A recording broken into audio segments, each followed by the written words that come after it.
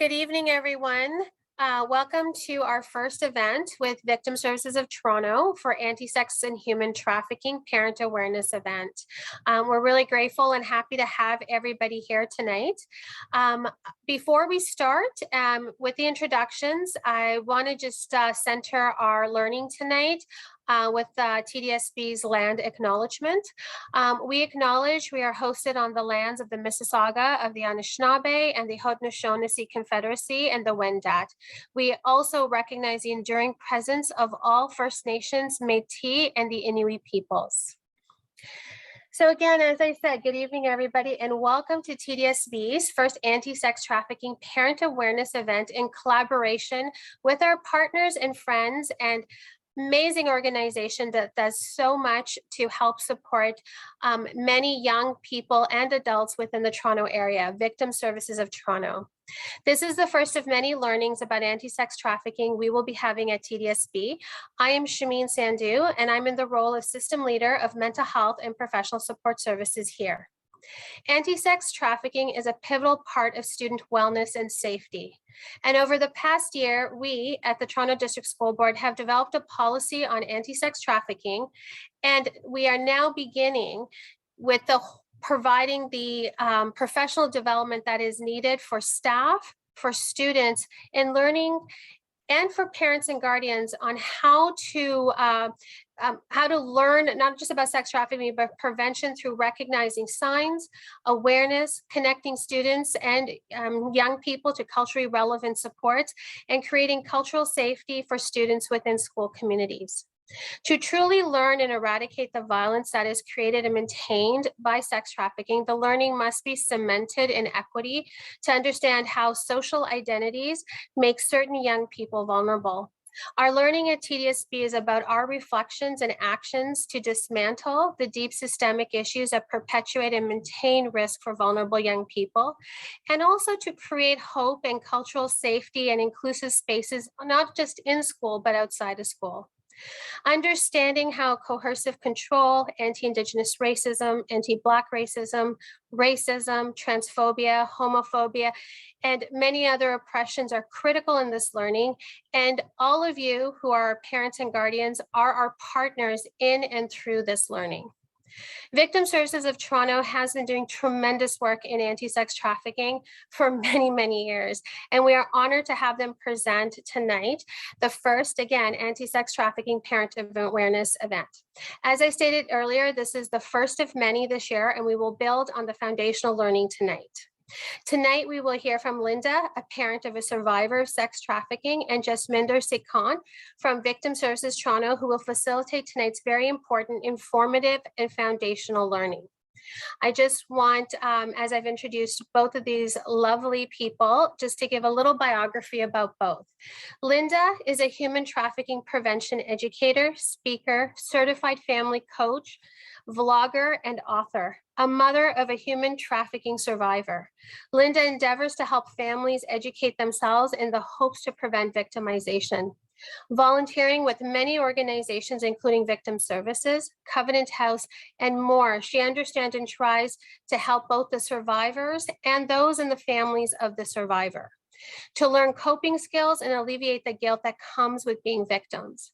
Linda has done many interviews to spread awareness with CBC, National Council of Jewish Women of Canada, Toronto Star, and many more. You can check out the work Linda has done, as well as watch her training videos on her website, on YouTube channel, both which is called parentwithpurpose.ca, and I will put that in the chat just in a couple of minutes. Now, Jasminder is a gender justice advocate through an intersectional, feminist, and trauma-informed lens. Advocate, sorry, I forgot the verb there. She is a graduate of the University of Oxford's Master of Criminology and Criminal Justice and has done double degree in political science and criminology from the University of Toronto. During her studies, Jasminder devoted her time to researching domestic violence and honor-based abuse. She has extensive experience working in the field of gendered violence prevention, particularly human trafficking prevention. Jasminder has previously led the human trafficking prevention strategy in Durham region, is a subject matter expert on human trafficking at Sioux College and consults with various organizations on human trafficking prevention. She has extensive experience leading and assisting research and policy analysis through work experience at the Ministry of the Attorney General, Blue Jay Legal, and Community Legal Education Ontario, to just name a few. As a South Asian woman, she's passionate about the social justice and anti-oppressive practices. So again, I thank you, Jasminder and Linda, for being here tonight with us. And we also have Carly Kalish, who is the Director of Victim Services in Toronto. So thank you for being here with us. And please, Jasminder, I will leave it up to you and Linda to present this wonderful presentation tonight. Perfect. Thank you so much for that very warm introduction and all your kind words. We're very grateful to be here today to be talking about human trafficking and in specific anti-sex trafficking here within the Toronto region. It's something that is important to talk about. And I just want to extend my gratitude to everybody that's taken out the time on this lovely final August evening to sit with us and to take a moment to learn before school starts up again, about what exactly human trafficking is, what it looks like, and primarily how we can support young people and provide those supports and resources to those young people, as parents, as caregivers, as really important support systems in these young children's lives. And so as mentioned, my name is Jasminder. I'm also joined here today with guest speaker Linda Harlos. And so what we're really going to be doing today is we're going to be talking about human trafficking, specifically honing in on sex trafficking, what it looks like here within Toronto. And then what we're going to do is we are going to have a conversation with Linda, who's actually going to share some of her personal experiences, that her family went through in order to really help support other families that may be going through this and really assisting with that prevention piece. And then at the end, we're going to have some time for a Q&A. We're going to leave about 10 minutes.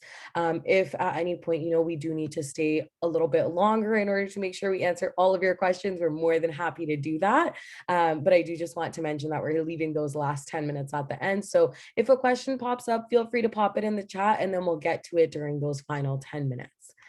So when it really comes to our presentation today, one of the things that I want to mention is that this subject matter can be heavy, and so please do what you need to do in order to take care of yourself during or after the presentation.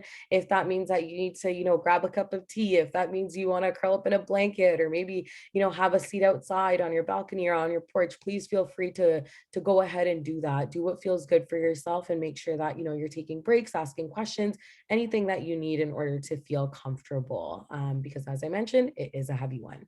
So we're both here today on behalf of Victim Services Toronto. And what Victim Services Toronto essentially does is it provides immediate crisis response, intervention, and prevention services that are responsive to the needs of the community. So, individuals can come to us, families can come to us, and we support the community as a whole as well when they're impacted by a crime or a sudden tragedy. And that could really look like anything, whether that's, a suicide, a break-in, sexual assaults, human trafficking, anything of that nature. We are here to help. We may be able to get folks access to things like funding in order to get things like therapy or change the locks on their home and things like that. We have so many different programs. We do that through the Victim Crisis Response Program. We also have a trauma dog program, a high-risk support services, case management services, the TIER program, as well as a very robust volunteer team as well that helps support folks in the community. So I really just want to mention to you that, we are here to support, we are here to help. You do not have to report to the police in order to get our support. No barriers. You can always come to us. We are here for you. Your needs always come first. And we just want to make sure that, that's communicated and that you folks always feel comfortable, being able to come forward and just knowing that, things like writing a police report will not be a barrier to getting any supports and resources with us. And so what we are going to do next is we are really going to kind of, really jump into it and start to talk a little bit about what exactly is human trafficking. When we talk about definitions, there's some, wordy ones like, human trafficking is recruitment, transporting, harboring, or controlling a person primarily for the purpose of trafficking that individual. Usually that's through forced labor or the sex industry, I prefer to use a really simple cheating definition. The cheating definition is this: when there's three main elements present, force, fraud, and that of coercion, it's considered human trafficking when it's facilitated by a third party. So if somebody is using some type of force could be physical, it could also be psychological. The threat of the use of force could be enough to make somebody feel like they're at risk. And so therefore that's a form of force. Fraud, essentially saying to someone that something is one thing and it's really not. So tricking them into something. And then coercion, pressuring somebody into doing something that they would not otherwise do unless that undue pressure was put on them. And when all three of these things are facilitated by a third party, so someone's behind the scenes, they're doing this to you, they're making a profit from you, it's considered human trafficking. And as I mentioned, there's two major types of human trafficking that we see that are, very prevalent here within the Canadian context. There's sex trafficking, and then there's labor trafficking. So sex trafficking usually is when somebody is being recruited, transported, or held for the purposes of some form of sexual exploitation, whether that's working out of a hotel, whether that's using an escort agency, whether that person is, working at a strip club, right? Any of these forms in which sex is being bought and sold and somebody's behind the scenes forcing them, tricking them, coercing them into doing this thing. And there's that third party, the trafficker, making money from that person doing these things. That's considered sex trafficking. And what we actually tend to see a lot of here in Canada is that sex trafficking. There are different statistics, that put it at different percentages, but anywhere from about 73 to 91% of all human trafficking that's taking place here within Canada is domestic sex trafficking. And so when we talk about that domestic aspect, that is really focusing in on, that person doesn't need to be moved from country to country, right? And so these are folks that are born here in Canada or have immigrated to Canada, call Canada their home, and then they are trafficked right here within Canada. Zero movement needs to take place across a border in order for a situation to be considered human trafficking. And specifically, like I mentioned, we tend to see a lot of that domestic sex trafficking. The other major type of human trafficking that we see, sort of that remainder portion, tends to be labor trafficking. And this is really when someone's recruited, transported, or held in order to coerce them into doing any kind of work, any form of labor. And that could be, in agriculture, in domestic services, organized criminal enterprises, anything like that, right? So that labor is really being exploited in that situation. And labor trafficking within the Canadian context actually tends to be quite international. So it tends to be folks that are being brought from another country and then they're trafficked here due to vulnerabilities that they might be experiencing, such as being a newcomer, not having status, feeling that they can't actually go forward to the authorities because they may be afraid of what could potentially happen to them, being isolated here within Canada. And so today what we're really going to be focusing in on is domestic sex trafficking. And like I said, that's because that's the primary type of human trafficking that we actually see here within the Canadian context. And the other reason that we're focusing on sex trafficking is because it is the one that's happening to folks that are quite young, the one that's happening to people that are born and raised here or have immigrated here, call Canada their home, and then they're being trafficked here, right? So those are the students that we actually see here within our schools. So the average age of luring somebody into human trafficking in a Canadian context, sex trafficking, is just 13 years old. The average age of someone being fully entrenched in a human trafficking situation is just 17 years old. And so this is happening to folks that are honestly quite young. And that's the reason that for today's presentation, we're focusing on domestic sex trafficking, because that's what the youth who are going to, Toronto District School Board schools are at highest risk of. And so once again, going to be the focus for today because it's the most prevalent. And so when we look at Toronto Police's statistics, so their human trafficking enforcement team from 2014 to 2020 has arrested 308 accused persons, laid 2,585 charges, supported over 59 underage victims, and have had over 250 victim interventions. One of the things that I want to mention here is that when it comes to police statistics, right, it says that an estimated 16,000 Canadians are being trafficked here in Canada. Majority of the time, our statistics are actually being derived from police statistics. And while, that's helpful, one of the things that we know is that folks that are the most marginalized are also the ones that are most likely to be trafficked. And so we also know that many marginalized communities may have a very fraught history with the police and may not actually feel comfortable reporting when they've actually experienced something such as human trafficking. And so we know, statistics that come out of Victim Services Durham region actually show that only about 1 in 5 folks that got support from Victim Services actually went and reported afterwards to the police. And when those folks were further marginalized, so they were racialized or indigenous or LGBTQ plus, those numbers actually dropped to about 1 in 10 or 1 in 15. And so when we look at these statistics, I personally think that we can multiply this by a minimum of at least 10 when we're actually looking at the real numbers and the reality of what we're actually seeing, right? And so it's really important to remember that, when we see these statistics, who are the folks that are able to feel comfortable coming forward and getting those supports and resources, and who are the folks that are actually not being represented in those numbers, right? And knowing that, there is more people compared to what we may actually think is going on in our communities. And that's an important aspect to think about. And so we're just gonna move forward here. And when we are specifically thinking about, that sex trafficking piece and what exactly it looks like, one of the things that I really want to mention here is that, human trafficking, it doesn't just happen in a vacuum. It's happening right here within our communities. And so what that means is that there are structural vulnerabilities that certain groups are facing that puts them at higher risk of being trafficked.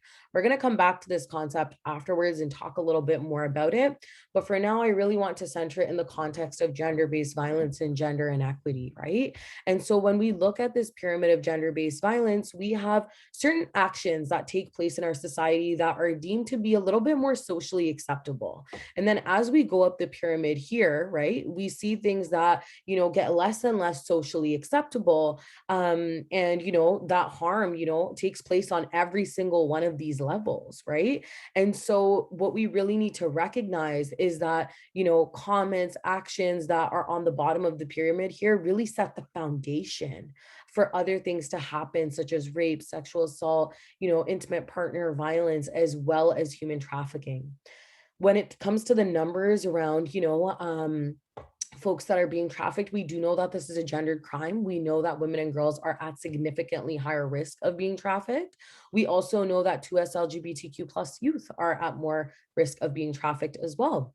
And the other thing that we know is that when it comes to young boys and men, once again, we have to think about who are the folks that feel comfortable reporting. When we stereotypically think about human trafficking, specifically sex trafficking, a lot of young boys and men, because of, the patriarchal society that we live in, a lot of young boys and men don't feel comfortable actually coming forward and sharing if they've gone through some form of sexual violence or if they're a survivor of some form of sexual assault because of those, ideas of being hypermasculine, about being hypersexual and, not being a victim, right? And so a lot of young boys and men don't actually feel comfortable coming forward and reporting. They also don't feel comfortable coming forward and getting those supports and resources. Sometimes those supports and resources are not even present in their community, or they may not be aware that those supports and resources are present. And so, I really just want to emphasize that, human trafficking, sex trafficking can happen to anyone of any gender. Specifically, we see an overrepresentation of women and girls. We also see an overrepresentation of 2S LGBTQ plus youth. And then we also know that there is a underrepresentation of boys and men who are actually reporting the sex trafficking that they're experiencing. And so before we get started today, what I really want to do is I want to, kind of contextualize human trafficking and kind of shake up the foundations of what we've stereotypically thought of human trafficking, specifically domestic sex trafficking, to actually look like here within our communities. And so I'm going to share with you all a trailer for a movie called Taken. Feel free to use the raise hand function if you've seen the movie Taken at any point. I definitely have. And I remember watching it and being like, oh my goodness, can't believe this is what human trafficking looks like. Well, we'll watch this trailer and then we're going to come back to some of those ideas around what human trafficking looks like, what it looks like in the media, and what it actually looks like in real life. Oh, my darling. Happy birthday. Dad, guess what? You know my friend Amanda? Yep. Her cousins asked us to spend vacation with them in Paris. I really, really want to go.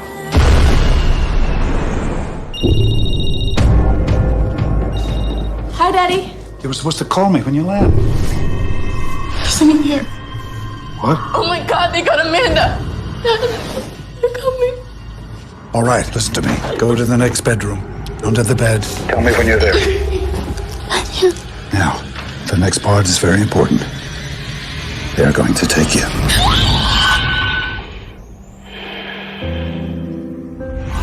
I don't know who you are. I don't know what you want.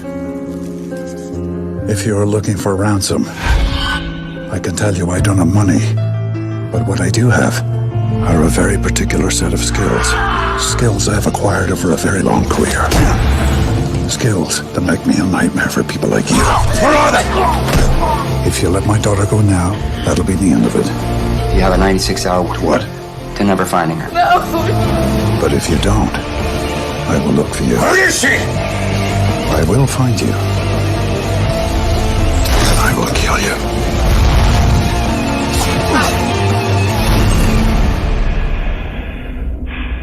Good luck.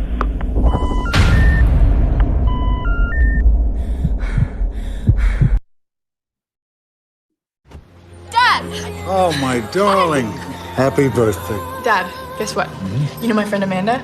Yep. Her cousins asked.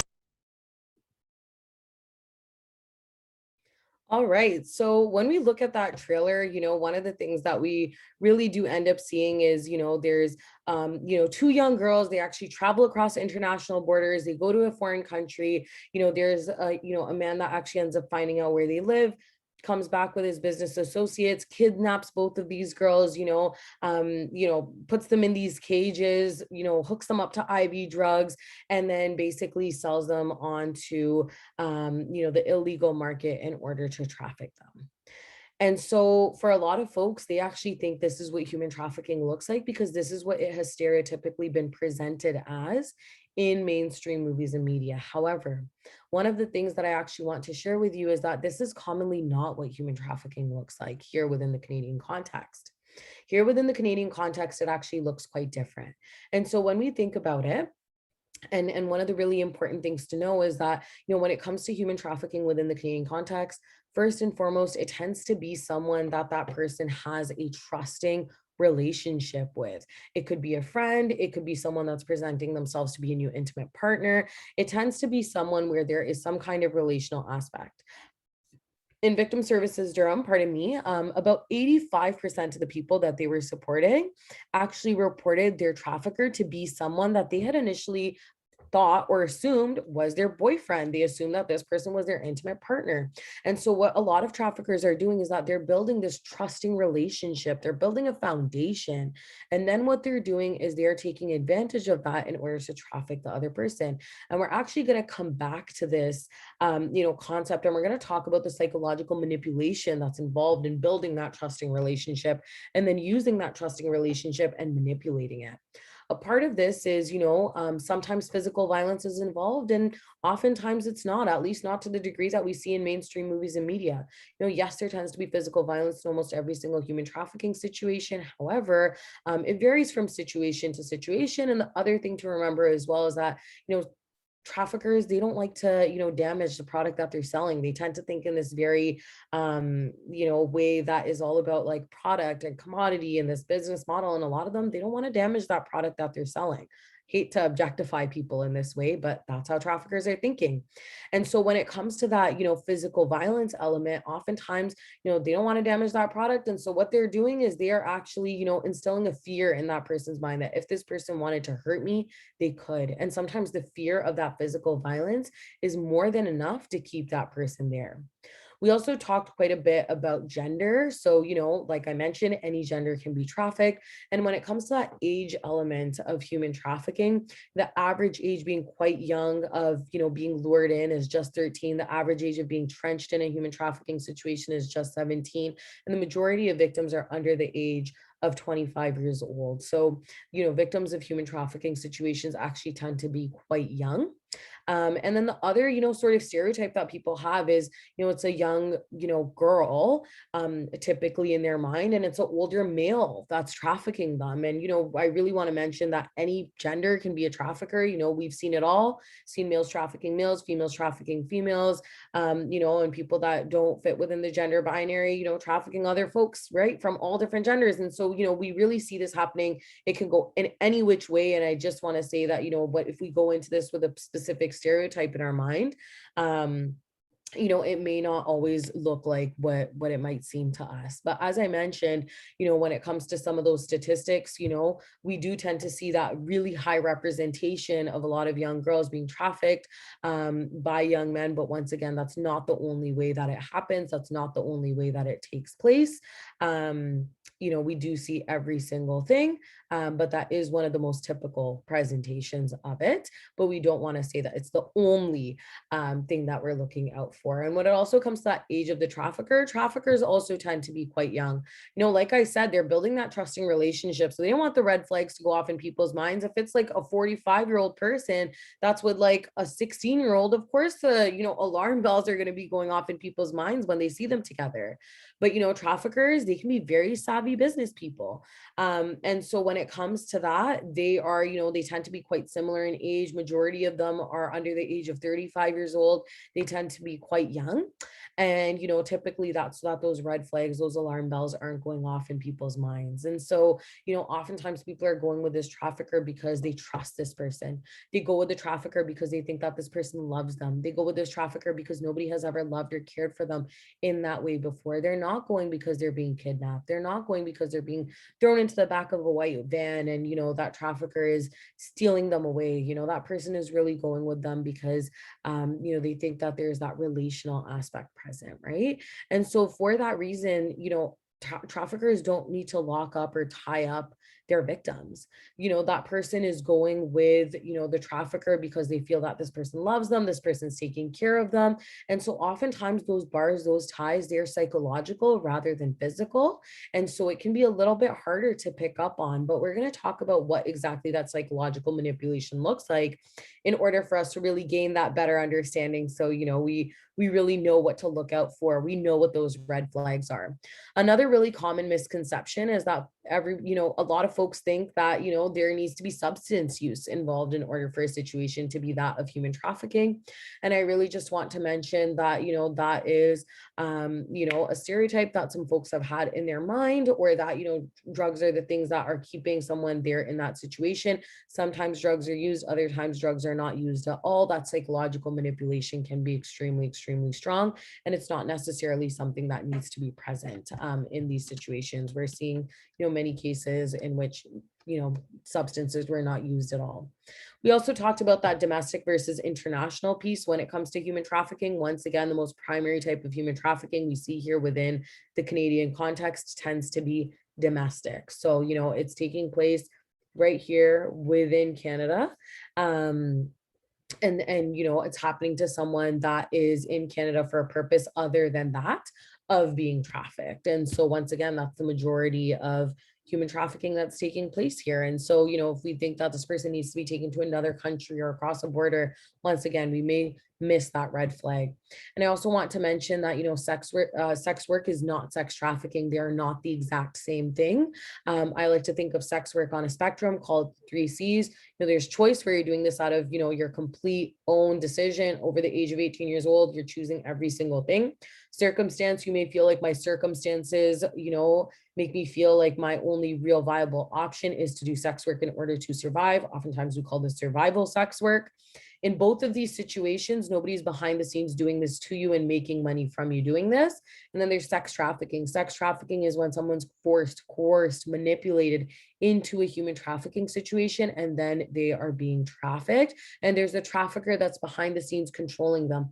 They're choosing how often they're going to work, how many clients they're going to see in a single day, in a single given night, how long they're going to be working for, how many days back to back, whether or not they get a break, whether or not they're working on their period, all of these different things. The trafficker is making those decisions, the types of services that will be provided, where they're meeting up with, the person who's purchasing sex. And so Sex work is not the same thing as sex trafficking. If anybody wants to exit either of these situations, you can always reach out to Victim Services Toronto to get supports and resources. We are 100% behind you and we are here to help support. But I just want to say that they're not the exact same thing. And so, we will provide supports and resources either way. But of course, those supports and resources are going to look different depending on the situation. You can consent to sex work. You cannot consent to being trafficked. There is no consent involved when it comes to human trafficking. And so, I talked about that psychological manipulation, and I think it's really important to understand, what exactly does that psychological manipulation look like, right? How does it take place? What happens? What's taking place here? And so, really in order to understand this, there's the stages of commercial exploitation that were created by Kalish and Lagios in 2013. And so, really what we start to see here is that traffickers are alluring vulnerable people in. They're finding a vulnerable young person, and vulnerability, it can be anything. Vulnerability also changes over time. Somebody could be vulnerable one day and they're not vulnerable another day. I use my own example of, a couple years ago, I was sexually assaulted. And if a trafficker came up to me at that point in my life versus me now, who's like gotten supports, gotten therapy, gotten all the resources that I need, have a strong support system, versus me at that time when I was, in another country, isolated from all of my support systems, didn't really have access to much resources as a student that didn't have much money, right? If a trafficker approached me in that time, I was significantly more vulnerable than I am right now. And so I really want to just mention that vulnerability changes over time. And so traffickers are really adept at identifying when somebody is in that vulnerable state. And so, they find that vulnerable person, whether it's in person, whether it's online, they might be looking for someone tweeting specific things like, I hate it at home, or, I wish I had money to do this, or I really want to go here, but I can't. Or they might be, walking into a room and they might look around and they might be looking for the person who's not wearing brand name clothes, maybe doesn't have the newest iPhone, right? Things of that nature. They're looking for that vulnerable person, and then they go up to that person. They go up to them, they strike up a conversation, and it makes that person feel special. It makes that person feel like, oh my goodness, finally, somebody has taken the time out of their day to have a conversation with me. Somebody's taken the time out of their life to ask me about my life. It actually feels incredibly special. Traffickers make that person feel really good. And the reason that they're doing this is because they're collecting information. They're trying to figure out which one of your needs are not being met. And once they figure out which one of your needs are not being met, it moves into the grooming and gaming stage where they meet every single one of your basic needs. If you don't have a safe place to stay, they're going to give you a roof over your head.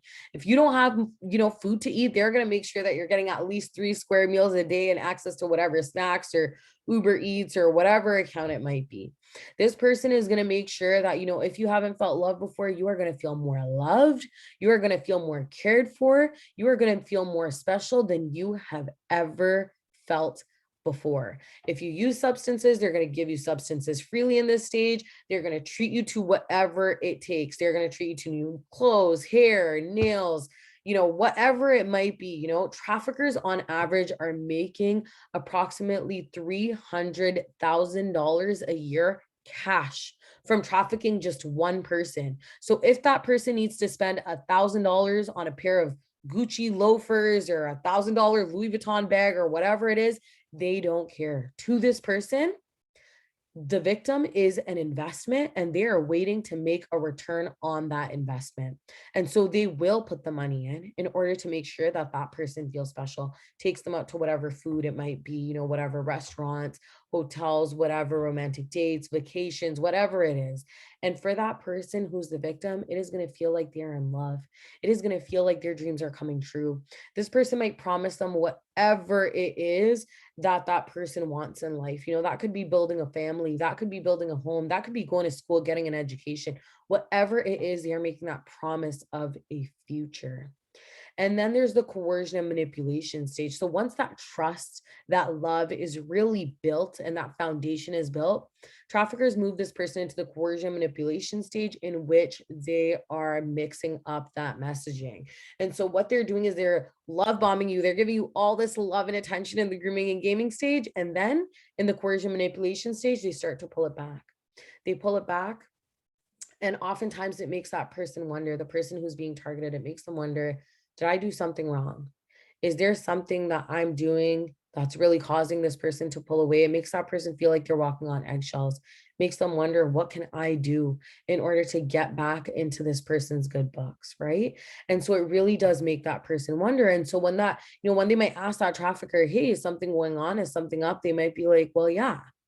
You didn't send me that nude picture that I wanted, or, when I asked you to hold down that, bag of weed for me, you didn't do that. And so what they're really doing here is they're starting to push those boundaries, those morals, those limits, and those beliefs that you've already established with them. They start to push back on those. And once they're pushing on those, what's going to happen is oftentimes this person is in such a vulnerable state after experiencing all that love and attention. They just want things to go back to the way that they are. They're going to do that thing. And when they do, the trafficker is going to shower them with that same level of love and attention once again. And then what they're going to do is they're going to pull that love and attention away once again. And then they're going to ask you to do something else that's outside, your boundaries, your morals, your limits, and your beliefs. And then they're going to give you all that love and attention again. And so it becomes a cycle of being able to manipulate the other person's behavior. In this stage, sexual acts are also being rewarded in some way, shape, or form, especially if this is like an intimate partner relationship. And so, anytime a sexual act takes place, that person might be like, oh my God, that was amazing. Let's go, let's go shopping at the mall. Let's go out for dinner, right? Let's go get, nails done or hair done, right? Things like that. And so sexual acts in this stage are really being rewarded in order to create an association between sex and a reward, sex and money. And then finally, in this stage, this person is being isolated from every single one of their support systems, and traffickers are really good at doing this. They do this in such a slick way, where what they essentially do is, they really reward that person, so what they're really doing here with that isolation is they're taking pre-existing issues and making them much bigger. Really making a mountain out of a molehill is really the example here, right? And so, that person might be like, oh God, like you're still living at home with your parents and like they're telling you to do all these chores, like screw that, move out with me, like let's move in together, and like let's live this life and start building what we want to build, right? Or they might be like, oh my God, your friend spread that rumor about you at school, screw that, you don't need those friends, you can be friends with my friends, right? And so these are some of the different ways that traffickers purposefully isolate the person that they're victimizing, but they do it in a way that makes that person feel like they made that choice, that they made that decision, right? In order to really not be as close with those folks. And so really isolating them from every single one of their support systems, their healthy support systems, so that there's nobody present that's going to be able to spot any red flags. And now this person has you right where they want you. They've pushed your boundaries, morals, limits, and your beliefs. They've rewarded sexual acts with, whatever it takes, shopping spree or drugs or money or whatever it is. And then they've also isolated you from every single healthy support system that you have. Now they have you right where they want you, and they move you into the full-on exploitation stage. In the full-on exploitation stage, your boundaries have, really been broken down. And so they're going to ask you essentially to engage in the sex trade, usually in two different ways. It could either be very insidious, where they continue to play on ideas of love or of friendship, of the relationship that you have, or they may do this in a very direct way. So when I'm talking about very insidious, if it's the example of, somebody is someone else's intimate partner, they might say, babe, the house that you want, the car that you want, the kids that you want, I want to build that life with you, but it is so expensive. I have this crazy idea. We're going to make stacks of cash. And at the end of the night, you're going to come back to me and I am going to love you no matter what. I'm not going to judge you no matter what. And a lot of people say yes. They say yes because this person has just sold you a dream. They just sold you back your exact dream that you had already told them way back when in that luring stage. And so it's really important to, really just remember that, right? In terms of that insidious way, that trafficker might be tricking that person. And then there's the direct way. That is, I provided you with a safe place to sleep. I provided you with food. I've given you all these rides, all this stuff. You owe me money. This is how much money you owe me. And this is what you're going to do in order to pay it back. And so, really, if you don't say yes in these situations immediately, oftentimes things are broken down over time. They could threaten you, they could threaten loved ones, they could say that, you owe me, whatever it really takes, they are doing in this stage in order to make you say yes. And once you say yes and you're in that situation, it can be extremely difficult to leave. It's difficult to leave because of three main things: the fear of physical violence. If I walk out of that door, what's my trafficker going to do to me? What's my pimp going to do to me? We use these terms interchangeably, pimp and trafficker. The second is fear of the unknown. This person is meeting every single one of your needs. If I walk out of that door, who is ever going to love me in the same way again? Where am I going to sleep tonight? Where am I going to get my next meal, right? These are all real concerns that this person may have. And then finally, there is the trauma bond that a trafficker has built between themselves and the person that they're victimizing. And oftentimes traffickers will ask the person that they're trafficking to recruit other people. And what really happens in this stage, sometimes it happens, other times it doesn't take place. And what happens is that traffickers are saying, hey, listen, let's expand this a little bit further, or let's get other people involved. And for a lot of people that are being trafficked, involving another person might mean that they themselves have to take on fewer clients. They themselves have to see less people because they're taking the time to teach others. And so for some, it may be feeling like an opportunity to reclaim some semblance of power and control in a situation in which you have no power and control, right? If recruiting someone else means that you have to go from, being sexually assaulted 10 times a day to being sexually assaulted 8 times a day, it is survival to take what feels like an opportunity to, recruit other people into this. And so we provide support to people who have been made to become recruiters. And, we provide supports and resources to those individuals as well, because we recognize those folks as victims.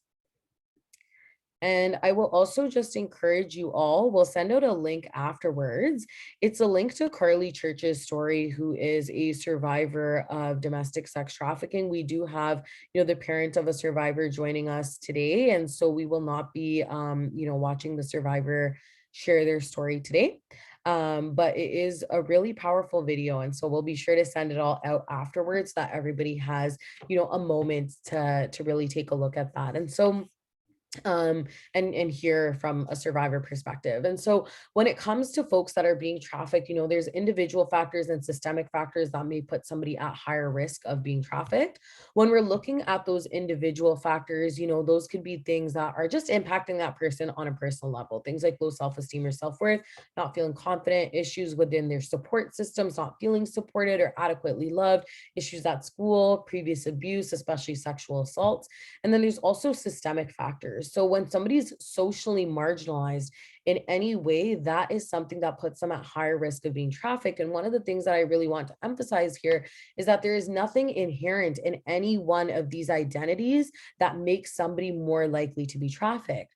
It's the fact that having one of those identities and living in a society that marginalizes certain groups is actually what puts that person at higher risk of being trafficked. And so, when we think about this, right, we can think about, different experiences and identities for folks, right? When they intersect and, come into connection with one another, right, they can really, cause overlapping oppression. And so it's important to understand, in order to really understand human trafficking, why it's taking place, we need to really understand the underlying factors, right? Those structural factors, whether there's political, social, economic, that create the conditions for that vulnerability to, for trafficking to really take place. And so, when we look at this wheel of power and privilege, I think it really helps us understand, right? So these are some of the things such as language, wealth, housing, body size, mental health, neurodiversity, sexuality, ability, formal education, citizenship, skin color, gender, right?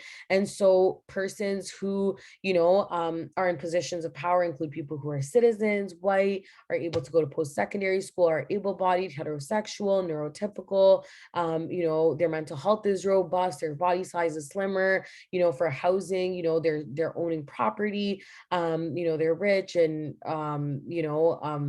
their primary language is English, or they're cisgender, right? All of these things equal that this person has more power in our society, right?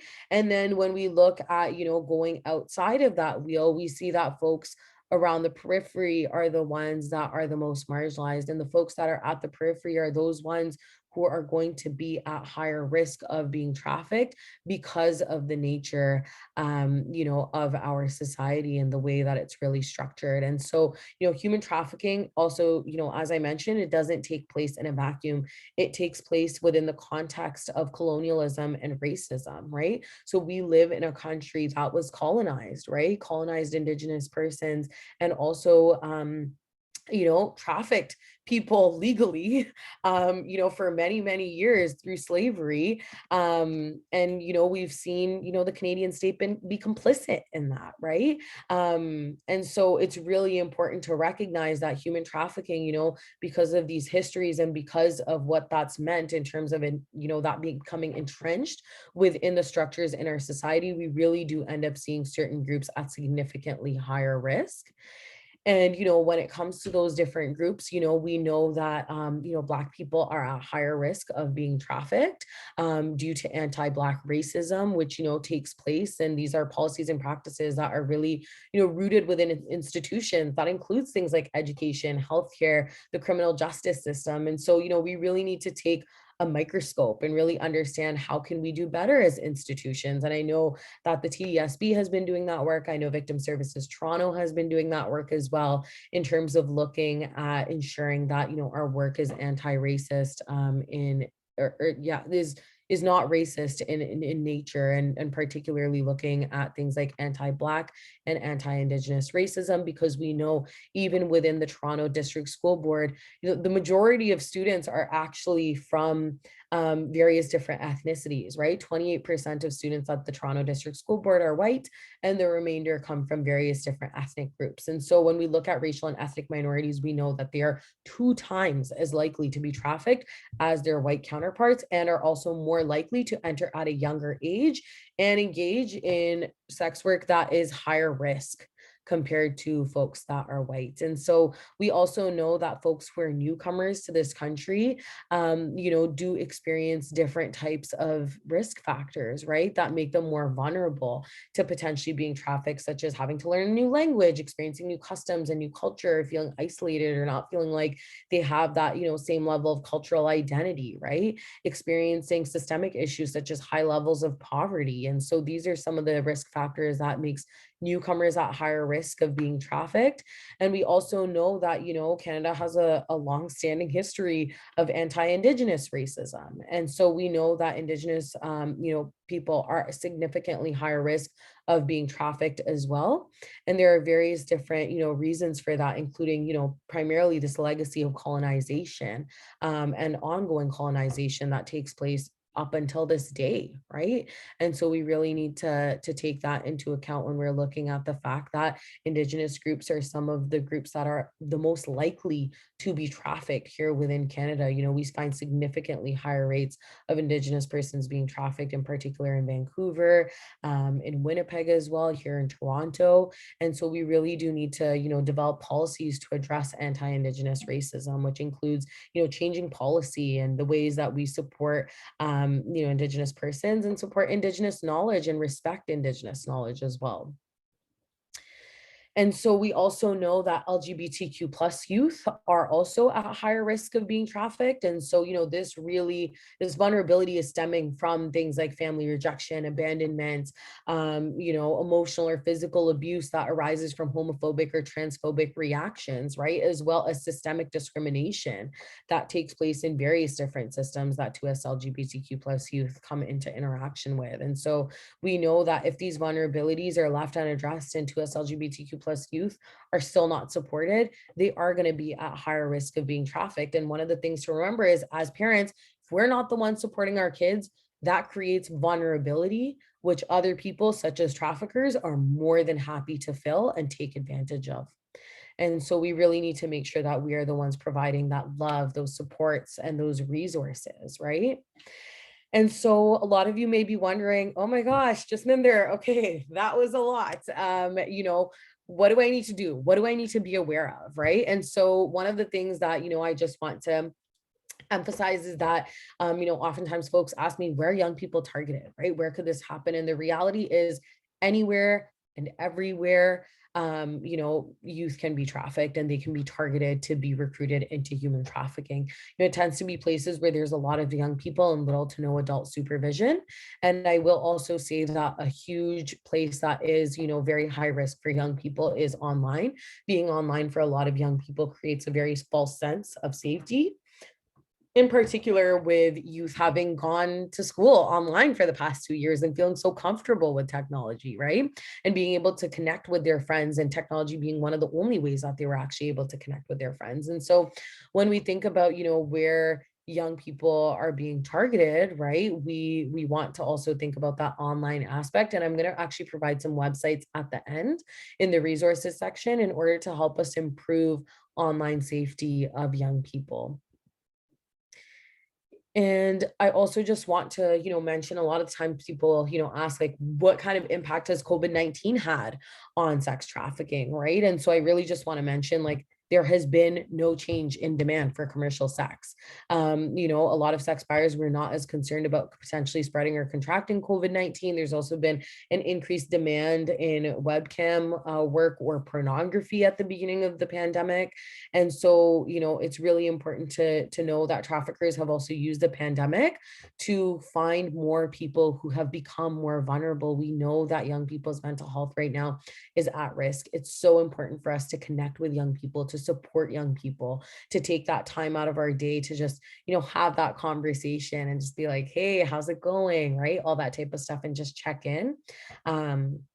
Because traffickers know that that vulnerability has really been created with young people being online more, as well as that really negative impact that a lot of people have experienced on their mental health due to the pandemic. And so, when we think about the different red flags that we're looking out for as well, we really want to look out to see, does this person have a new intimate partner or a friend who might be abusive in various different forms of abuse, right? Abuse is not always physical. It can be verbal. It can be psychological. They might be, distant from their other support systems and super dependent on this person, not trusting others, dropping their usual group of friends. Maybe they've all of a sudden have, access to money that they don't have access to from before. So that means they might be buying like brand name clothes, or maybe their style of dress has changed, right? Maybe they're getting their nails, their hair, their eyelashes consistently done. Like, I work full time. I cannot afford to get my nails, my hair, and my eyelashes consistently done, right? And so maybe this is something that's not previous with their consistent actions, or that they don't have the access to money to be doing these things, right? And maybe they have things like hotel pens, receipts, credit card charges, things like that from hotels, and they might be starting to do things outside of their comfort zone, including experimenting with drugs and alcohol, or being exposed to sex, sexting, porn, or strip clubs. They may also have someone arranging for a fake ID in order for them to do these things.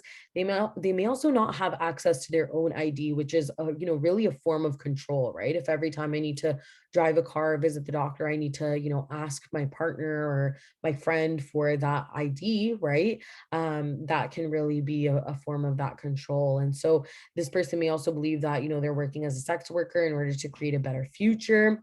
They might be starting to skip school or have a significant drop in grades. Maybe they're falling asleep in class or becoming a night owl, right? So these are all things to look out for. No one sign means that, yes, 100% this person is being trafficked. But what I always want to put out there is, if you reach out to us for support and that person is not being trafficked, it's okay. We will still support them anyways. Like, maybe they need support in something else that's going on. Maybe they don't need support at all, but it's always better to ask. It's always better to reach out for those supports, those resources, whether that's through a school board or victim services directly. Make sure to always reach out for support. It can never be a bad thing to get more support rather than less, right? And only 1 in 3 Canadians fully understand what Give me one moment. And so what we're really going to do here as well is, we're going to talk about how we can intervene, right? And support young people. So I just want to emphasize, like, there's so many do's and there's very few don'ts because, there's a lot of ways to really be able to support kids. Like, make sure your youth knows, like, you love them no matter what. Tell them that they can come to you no matter what the issue is. Ask questions very directly.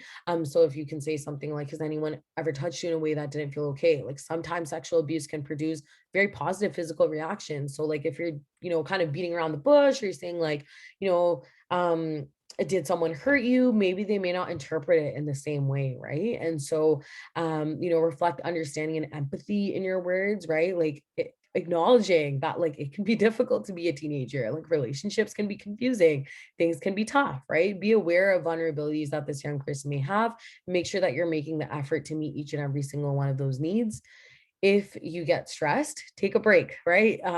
It's okay, if something is going really badly, to feel stressed out. And so, if you are, feeling like you're not calm, just take a break and be like, let's come back to this conversation. Be aware of your body language and make sure that, you're labeling your feelings, about a situation without labeling that person, right? And make sure that you always reach out for help. We're always here to help support you.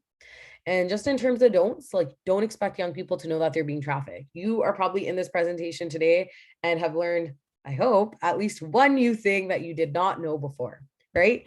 And so when it comes to those don'ts, don't always expect youth to know that they're being trafficked, right? We're improving our understanding. We're helping young people improve their understanding in the community. So they may not always know. Don't judge or shame youth, because this has happened to them. Don't expect young people to disclose right away, right? It takes time. Build that trust, have those conversations ongoing. And also don't expect either yourself or that young person to cope alone. We are here to help. We are here to help support. And on that note, what I'm going to do is I am going to open up this conversation to a conversation with Linda. And Linda, thank you so much for joining us today and, really being a survivor of a parent who is open and honest and vulnerable and willing to talk about your experience. So just thank you. Thank you so much. Thanks for having me. Of course. And so Linda, I just want to kind of, start off by, asking you, as a parent of a survivor, would you be open to giving us sort of a brief rundown of your daughter's story? And just for the audience, I'm just gonna, emphasize we're really just gonna take a moment here to, it's gonna be a Q&A session with Linda, where we're kind of going back and forth, and we're really hearing from Linda's perspective, because there's so many important aspects that I think we can all actually learn from. And so we're really gonna take up until about 8:20, having this conversation. Then that last 10 minutes, we're gonna have a Q&A session. So going back to the question, as a parent of a survivor, would you be able to give us a brief rundown of your daughter's story?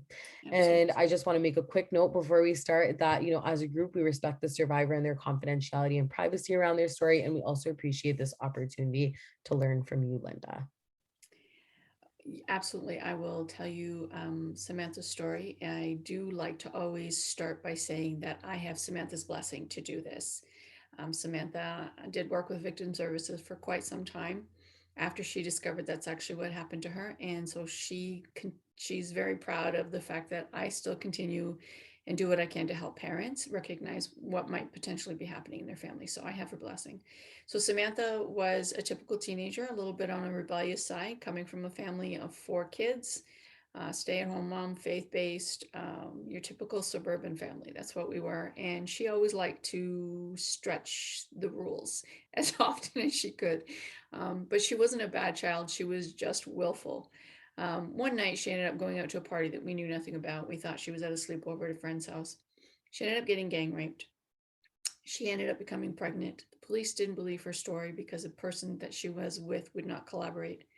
So she suddenly became very ostracized in her own community of friends at school. They were saying that she was lying about the rape in order to excuse the fact that she'd gotten pregnant. A lot of her friends, some of her family, some of the community just really did not believe anything that was happening to her. Along comes a guy who knows her through some friends and through a social media platform, slowly starts introducing himself into her life. I don't think at that point he was already a trafficker, but I think he had lived with enough exposure to that as well as abuse that he just fell into that role so easily, so quickly when he realized that there was potential here. And what he did is he slowly worked himself between us and Samantha, convinced her that we were trying to hold her back.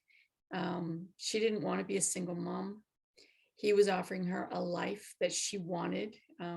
Everything you said, Jasmine, in the presentation about finding out what their dreams are and doing everything they could to help them with that. That's exactly what he did. Got her out on her own with him. So he was her live-in partner. And then he started threatening her son. And a lot of coercion that you were talking about happened. Writing a book right now about some of all of this. It's amazing the things that happened in the background that we did not see. Anyways, it took her 8 years to figure out that's what happened to her. With the help of a police officer in our area, he sat down one day and talked to her. She found out this is what had happened to her. She come to me and talked to me. At that time, I was just getting to know Carly, who is here with us tonight. And she came over and did an interview on my parenting page with me. And I started really getting educated about this. And yeah, she got trafficked right under our noses by her live-in partner. Thank you so much for sharing that with us, Linda. And I think it's really important, some of the things that you touched on, which is, that vulnerability, right? That not being believed or supported after experiencing something so traumatizing, right? All of these different things, and also just how often this happens under the noses of, families, right? Who, are, can be very involved and very aware of so many other things, but may not know what human trafficking looks like. So, what were you like as, a mother, or kind of how would you describe your family at that time? Naive. I was very naive back then. I did not know what sex trafficking was. I did not realize that we did not teach her the right form of consent as well. And so we were very naive about a lot of that. But other than that, we were your typical suburban family. We had game nights, we had movie nights, we were really close. We do, even to this day, we do big family dinners at least once a month. We're just a very close-knit family.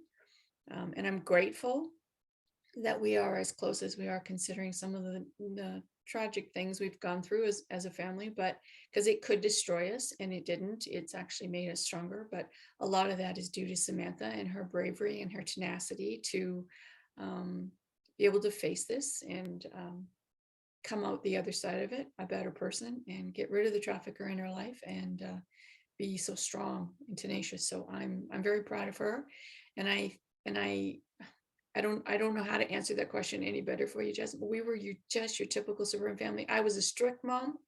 My husband was the fun one, and I was the one that was always setting the rules. And Samantha and I were butting heads a lot.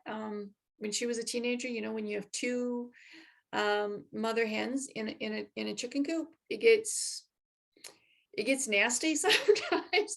But honestly, she was also the child in the family that when I was having a bad day, she would take the kids up and go and play with them and give me a break. Like, she was just, she was willful, but she was a good kid. And I don't think anybody ever deserves this, but it's not, she wasn't involved in drugs. She wasn't, she was just a normal kid who wanted her independence, and then something really, really bad happened to her and she got misused. So as a family, I think we were typical. Her situation was also typical. I think sexual abuse happens to way more people than we know. Yeah, for sure. And I think you kind of alluded to this in what you were mentioning just now, is, around that vulnerability, right? And so what do you think specifically made Samantha vulnerable in this situation to being trafficked? The two main things was that she was sexually assaulted. And I mean, it wasn't just a rape. She was gang raped. I mean, she was tied up to the bed and gang raped. And one of the people that raped her was somebody she'd gone through public school with, and really trusted and liked this guy. I mean, not romantically, but they were friends. That really can mess with your mind a lot. It can start really breaking you down as a person because you don't trust yourself, or you feel like you really don't have any judgment of people. So that rape itself was huge. And then her becoming pregnant and feeling she was going to have to be a single mom, she decided she did not want to give up the baby through abortion or adoption. One more because of a religious belief she has, and the other one because when she was carrying him, she just felt she couldn't. And I'm very proud of her for that. I wouldn't have been hard on her or shamed her in any way if she hadn't decided that, but that's what she had decided, and we wanted to support that. But she was picturing farther down the road being a single mom, and we were going to help her out short term, but we weren't. She wanted to move out on her own at some point in time. She just could not wrap her head around being a single mom. And I get it. My mom was a single mom for a lot of years, and my daughter saw that, and it was a huge struggle, and that she wanted a big loving family like what she came from. So she had three main vulnerabilities. She was raped. Then she was not believed by the community and her friends.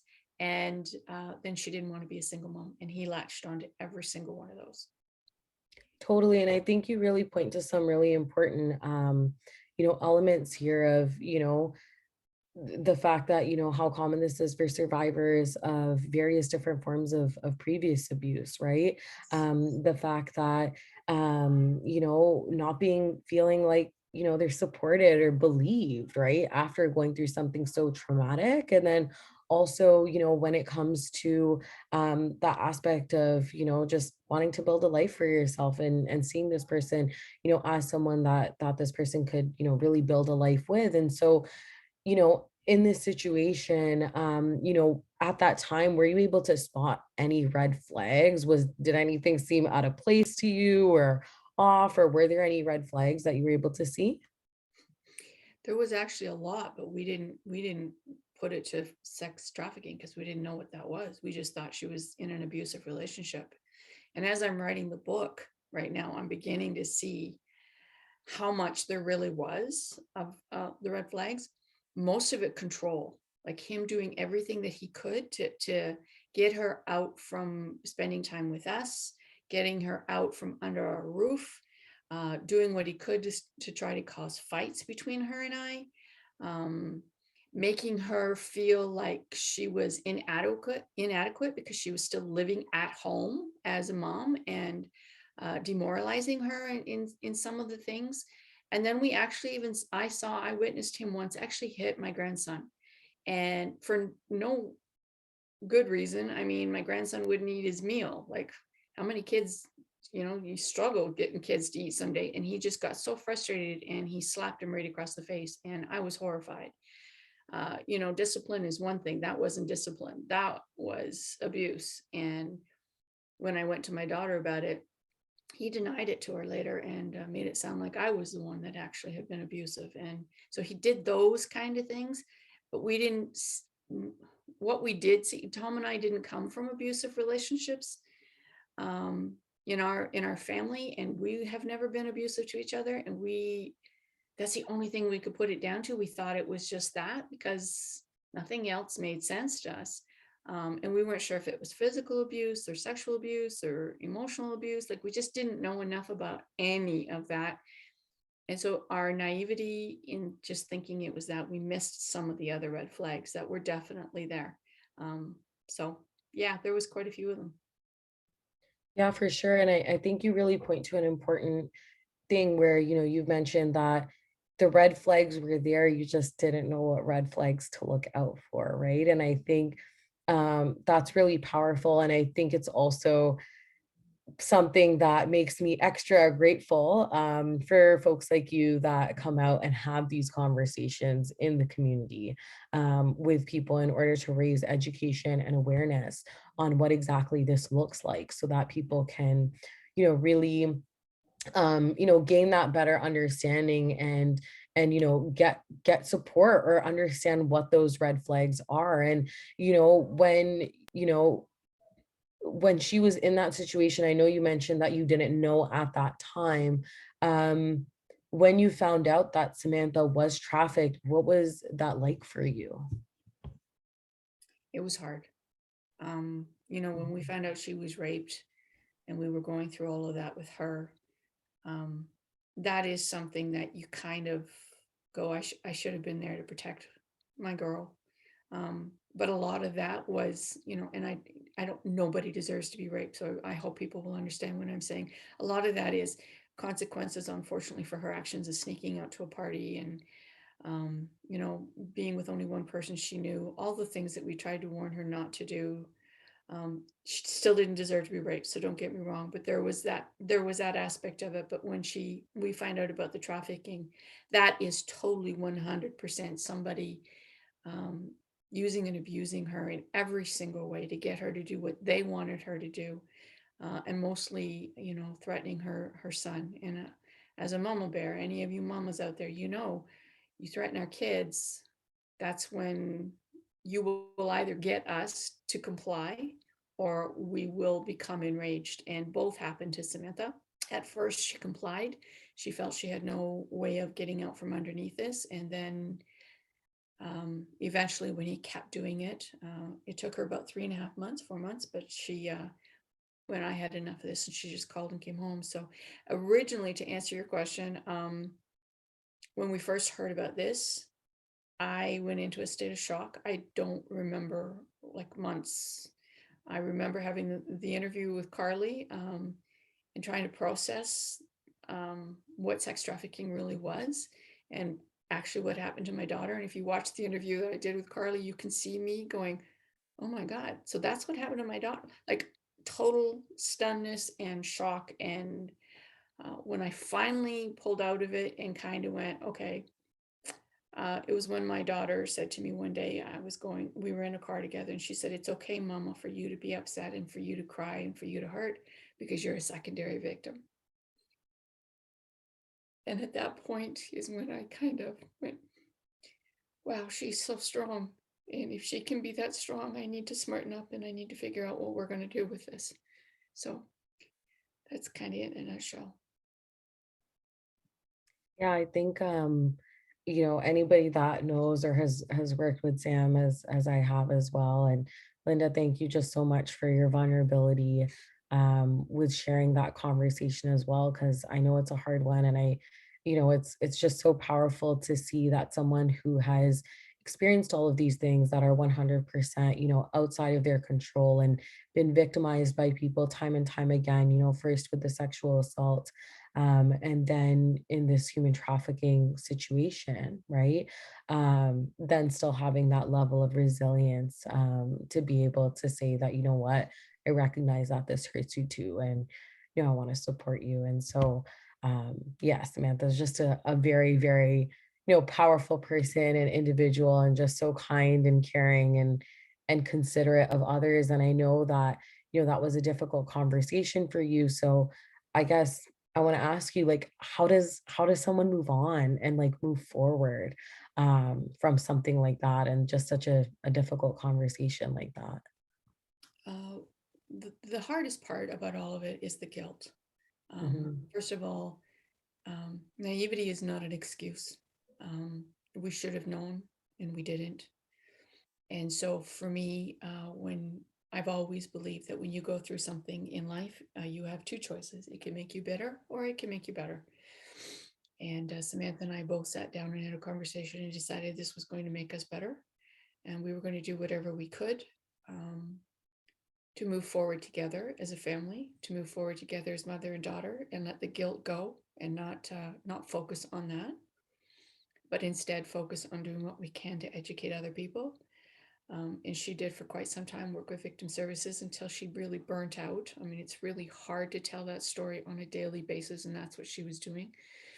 But I'm still moving forward, and with her blessing, like I said, and I'm doing everything I can to educate other families, other people who take care of children, just to help teach them to learn what the vulnerabilities are, what the red flags are, what sex trafficking is, what true consent is, because those three things are so key in protecting our kids. Completely agreed. I think they're just absolutely so powerful and so foundational in terms of really, building that understanding of how we can support young people. And, you mentioned that, you know, there's lots of things that you didn't know at that time. And, one of the ways that you move forward is, educating others. Knowing what you know now, is there something that you wish you could have told yourself back then, 8 years ago? There's lots. I wish I could have told me lots, more than I can list. Let's see if I can pick the top three. Understand that I did not realize, and through this experience, I learned this, that their brain is not fully developed until they're 25. And some of the things that they're doing is not a reflection on you or your parenting or even on them. The frontal lobe takes so long for it to develop, and they just do some stupid things sometimes. And if we would just remember back to when we were teenagers, we did some too. And I think that's why I struggled a little bit, because I came from a very strict family, and I was, that kid who was more worried about the consequences than I was trying to get away with something. So I had a hard time understanding Samantha sometimes, but it doesn't make our kids bad kids. It doesn't make them bad at all. It makes them normal. And we need to, as parents, just understand they're going to do some dumb things. And our number one job as a parent is not to protect them, because we always can't, but it's to be there for them, that they have a safe place when, just give me 1 second, I gotta plug in here. Not a problem at all. It's 2022 and we've all got our little Zoom thingies that we've got to figure out. So you making sure that you have a safe place. So I know that we said I love you a lot. I mean, a lot. We're a very affectionate family. I'm not sure that we gave Samantha the safe place. I'm not sure that she knew that no matter what she did wrong, and there was quite a bit of it, that we loved her in spite of. Like, we loved you no matter what. And making sure. So number one, the top three, number one would be understanding your kids are going to make mistakes. They are vulnerable. There's a lack. And you said it so well in the presentation, their vulnerabilities can literally change from day to day, right? Like, I am dumb. I didn't pass that test, so I must be stupid. I'm ugly. Look at the wart or my pimples, right? I mean, they're going through, so their vulnerabilities literally change from day to day. And when they have been through something, a sexual abuse of some sort, they're really vulnerable. So understanding their vulnerabilities, understanding they're going to make some mistakes, and making sure that you tell your kids you love them no matter what, giving them that safe place. And there's a ton more. But that's my top three. For sure. And I think that's also, great advice. And I think a great take home for a lot of the parents that are here today. And one other, question that I want to ask you sort of to end off our conversation on, I guess it's a double-pronged question. One is, what motivates you to speak with us and share your story today? And then two, if you could just let us know where things are at with you and Samantha today. I think we'd all really love to hear that.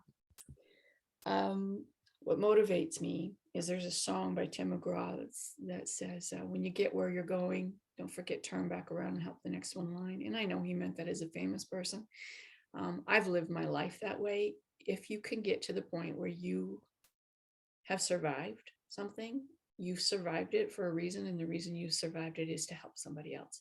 And you have to put your pride and your guilt aside, and you have to do that. And so that's what motivates me. I want to be as tenacious and as strong as my daughter. And as far as our relationship goes, I am so blessed to say that, my whole family was here on Sunday. Drank a little too much, but we were all here just celebrating the end of summer. And we do this on a monthly basis. We do whatever we can to spend time together. My daughter, Samantha, comes once or twice a month for breakfast, just her and dad and I. And we spend so much time together whenever we can. She works full time. Actually, she has, a full-time job and 2 part-time jobs. and she's got a child and a husband, so she's busy, but she does whatever she can to fit us in. And we're blessed. She's a great kid.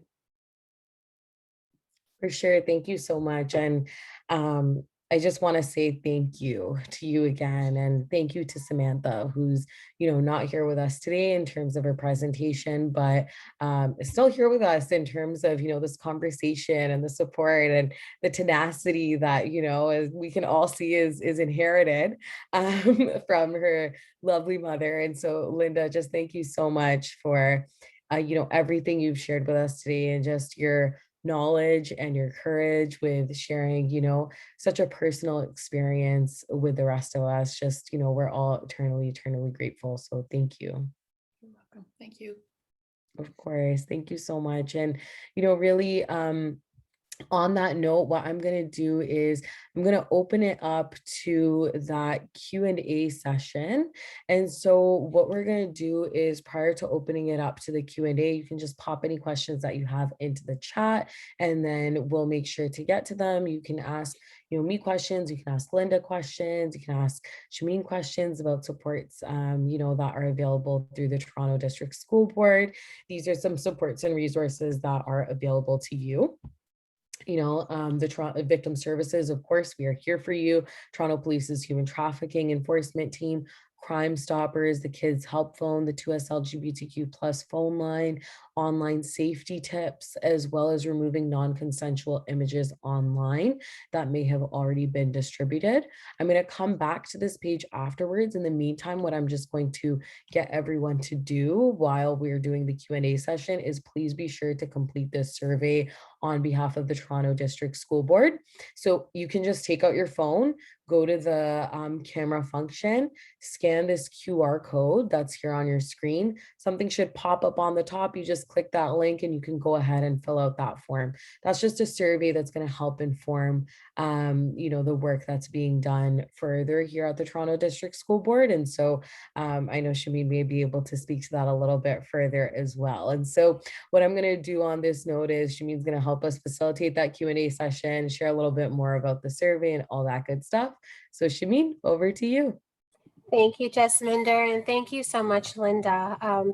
I think just listening and taking that moment for me to take in the words that you've said, and really reflecting on many of the different emotions and the ups and downs, and was very impactful for my learning. So thank you for that. Thank you for being here. And thank you, Jasminder, for just facilitating this really informative information, one of the first that we'll be doing in collaboration with Victim Services of Toronto.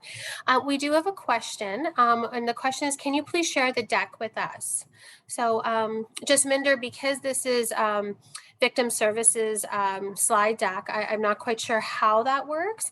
Although for a parent, just so you know, we are in the process at TDSB of uploading and creating our anti-sex trafficking website, which will have all the resources that Jasminder showed, in addition to other videos and other slide decks that are going to be similar. But I'm going to pose that question back to you, Jasminder, as to if you're able to do that. For sure. What we'll be able to do is actually provide a handout instead of the slide deck. And the handout's actually really cool because it has all the information from the slides and then some. So it has some links to, videos, like some of the videos that I mentioned around, Carly's story and hearing from a survivor. And so, it really does give you, the ability to see a little bit more. And, as Shameen mentioned, that website going to be absolutely phenomenal and out of this world, and really also have those supports and resources for you. And so, both of those are going to be available to you all. And I'll make sure that, I send along the link to that, as well as a link to any of the videos or anything that I mentioned in the presentation today, to Shameen. And then anybody who was registered in today's session would be able to receive those. I think that's a great way of going about it. Yeah. Any other questions? There was another question that was just really thanking everybody. We have one here. It says, how often is the boyfriend/pimp's mother involved in trafficking young girls? So the parent of the trafficker? Yeah, how often is like the boyfriend slash pimp's parent, mother, involved in trafficking young girls? So we don't have any specific statistics around that because I've, shared a lot of the limitations around the statistics that are gathered, right? And so we don't always have accurate statistics, but as I've mentioned, unfortunately, for folks that have been working in this for many years, between myself and colleagues and other folks, we have really seen it all. But it does tend to be a lot of the times, some of this stuff is intergenerational learnings as well. So even if it's not, direct involvement from a parent, it could be, a family member sharing that knowledge on how to traffic someone. We're talking about those, stages of commercial exploitation, right? And so even if it's not direct, we have actually seen a very common pattern being, families sharing knowledge on how that actually takes place. And so that's something to really, just keep in mind as well. So like I said, unfortunately, these things are just so underreported, so we don't always end up seeing it. And those who are most marginalized oftentimes don't end up reporting. Some of them don't even end up reaching out for supports and resources. And so, there's really no accurate stats around that. But of course, a lot of that learning, can come from things like, I don't know, ordering a book off of Amazon or learning it from your family even. So, we've definitely seen that. Yeah.